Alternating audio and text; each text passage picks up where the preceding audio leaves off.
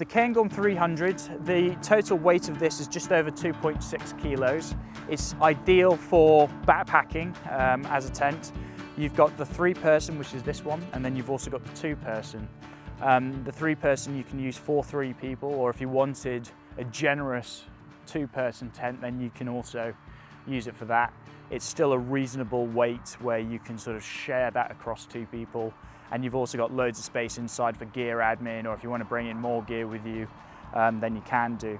But you've got a nice generously sized vestibule on one side, so you could pop your boots there if you wanted to, or any wet gear. If you want to keep it outside of the inner, then you can do.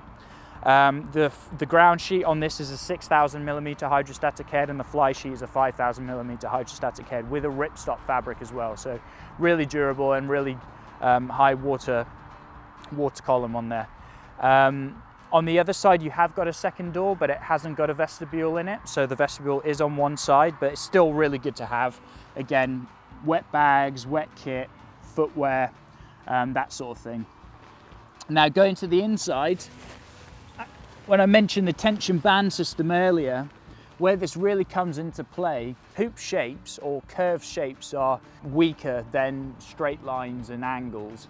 So what this does is that these 2 bands, if you tension them, it turns what effectively is a semicircle into a triangle.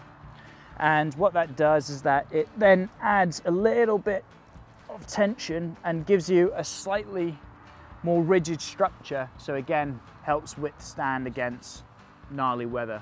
Now that's something that's unique to just Vango tents, and they do have it on not just backpacking tents, but also their family tents as well. So this is something that you'll see on the larger 4-person and upwards tents as well. They haven't got it in their semi-geodesic or dome-shaped tents because it's not really relevant there, but certainly for this sort of tent where you're relying on one single hoop and the pegging out to give it its structure, it helps having this to effectively enforce that hoop and that curve. Inside the tent, you've got some little stash pockets along the side with vents on either end, and then a nice little small organizing pocket on the ceiling there.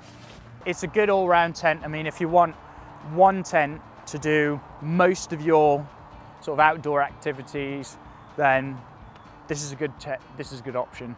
Winter conditions, I'd say you're better off going for a semi-geodesic structure, which is a little bit, well, it holds its structure better when high winds in pretty nasty conditions. But other than that, it's actually a good all-season tent, really. It's good for summer. It's got a really, it's got plenty of mesh in there, so there's a good amount of breathability.